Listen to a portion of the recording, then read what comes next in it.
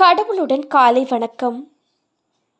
புனித மத்தேயு எழுதிய நற்செய்தி 6ஆம் அதிகாரம் 24 முதல் 34 வரையுள்ள இறைவார்த்தைகள். அக்காலத்தில் இயேசு தம் சீடருக்கு கூறியது: எவரும் இரு தலைவர்களுக்கு பணிவிடை செய்ய முடியாது.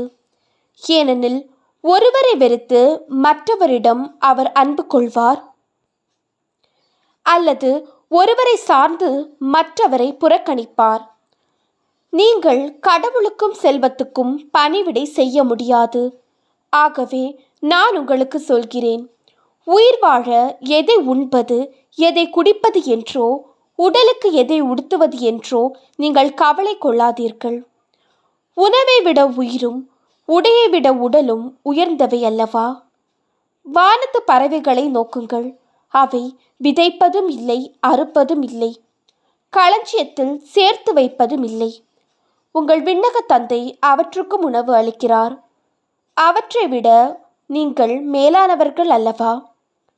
கவலைப்படுவதால் உங்களில் எவர் தமது உயரத்தோடு ஒரு முழம் கூட்ட முடியும்? உடைக்காக நீங்கள் ஏன் கவலைப்படுகிறீர்கள்?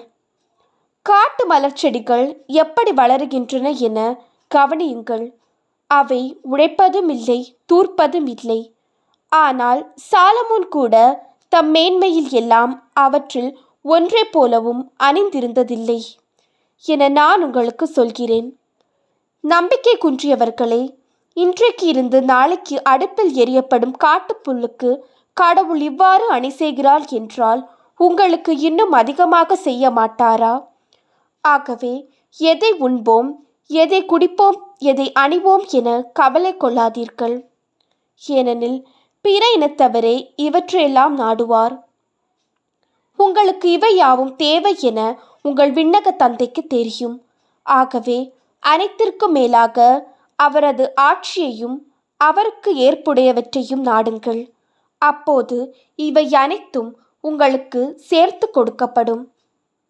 ஆகையால் நாளைக்காக கவலைப்படாதீர்கள். ஏனெனில் நாளைய கவலையை போக்க நாளை வழி பிறக்கும். அந்தந்த நாளுக்கு அன்றுள்ள தொல்லையே போதும்.